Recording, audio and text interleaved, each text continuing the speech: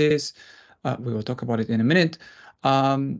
And also different loads. So if you are a shipper and you're shipping something from China to Austria, you either buy the whole capacity of this container, that's a full container load, FCL, or if you don't have so much cargo, you buy only a portion of it, so less than container load.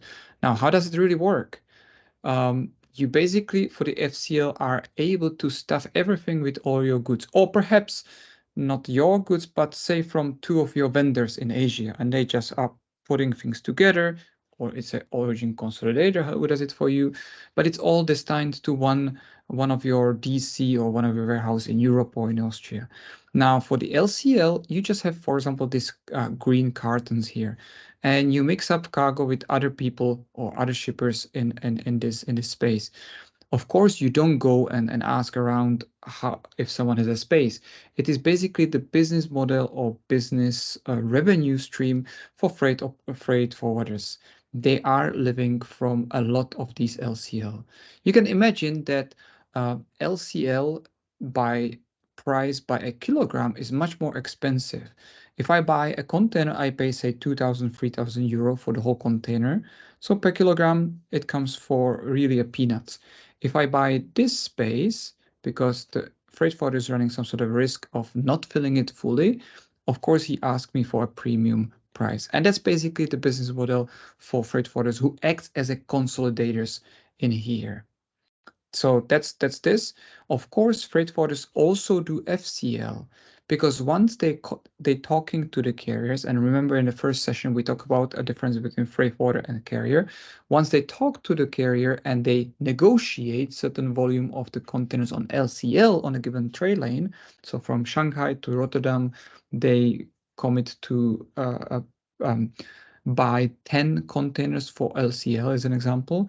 They of course can easily add for a good price 5 FCLs. So if you come to a freight forwarder with a request for FCL, maybe they give you a better price than the carrier. Okay, so that's FCL, LTL. TEU, FEU. TEU 20 equivalent unit and FEU is 40 equivalent unit. You can definitely read it out a little bit more on the internet, but I think this picture just explained everything. It is just a kind of a imaginary unit or number, this 20 equivalent unit. And you can basically see it from the picture. The one at the very bottom is 20 foots, right? So 20 foot in terms of length. And on top of them is the 40 equivalent unit. This is kind of standard to measure a volume of transportation. Once you come to your customer and you ask them how much you transport annually on the ocean, they will tell you a number like 20,000 TEU. And that doesn't mean they only do the 20-foot containers. It is just a number to tell the overall volume of mixture of all of these containers being together. Nowadays, most of the industry is moving from the TEU to FEU. So either of these statistical numbers can be represented. You see here the stacking up is this various sizes of containers. So that's kind of really interesting. And here we see the kind of a table with the volume. So obviously the containers are absolutely determined by how much you can fit in, right? So that's the 33 cubic meters for 20 foot, 67 for the 40 foot, and so on. And this is being recalculated for equivalent to a TEU, as you can see here. So if your customer tells you, I did last year 10 20 foots and 10 48, that means in total, if you do a calculation correctly, is about what? 10 plus 24, so 34 TEU. They will say total is 34 TEU per year. We don't see weight here, and that's kind of very interesting because weight is not that it's not important, but it's typically not the most important planning factor, but it still matters, of course. So if we quickly look at this this table, intermodal container, as we can see, there is a whole bunch of interesting information.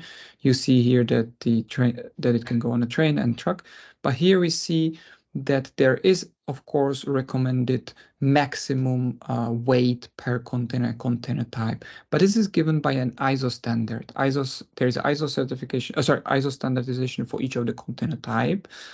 But again, this is a recommendation. This, if someone stuffed there some iron bars and it's going to be 60 tons, it's still possible.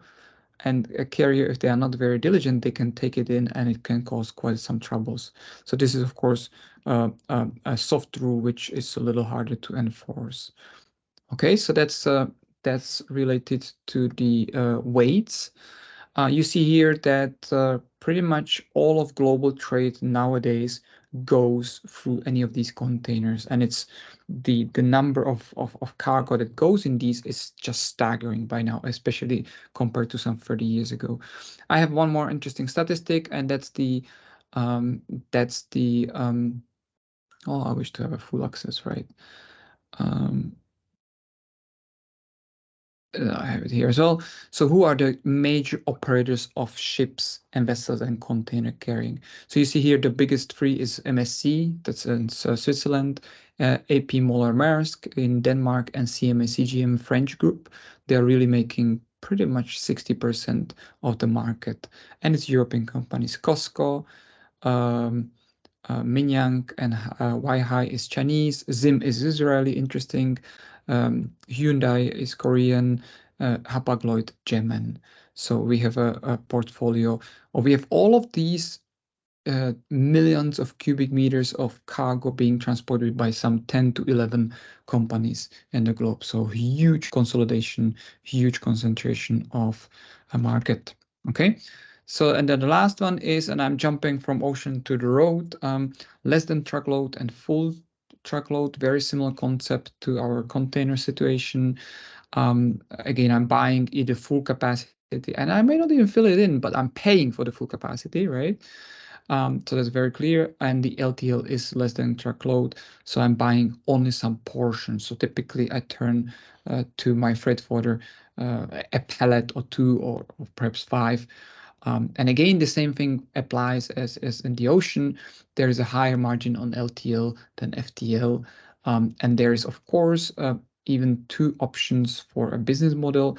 It can be that our freight forwarder does give me the direct LTL shipment. So I pretty much, even though I'm carrying LTL, but I'm paying for the whole, because it's maybe very unlikely they found another shipper who wants that, or only partially. Or, and that's more common, some more profound freight forwarders or even carriers, Water being one of the example, run what is called a hub and spoke or gateway and line haul. It's basically a network. So there's a consolidation truck from Vienna to, say, Dresden in Germany, reconciliation there, repacking, and then there is another line haul to Warsaw in Poland. So instead of me directly going Vienna to Warsaw, which maybe in terms of time and distance much better, price wise, I am much better if I route it through a hub and spoke or my freight forwarder, and not necessarily me as a shipper. Okay, so hopefully this was useful. Thank you very much.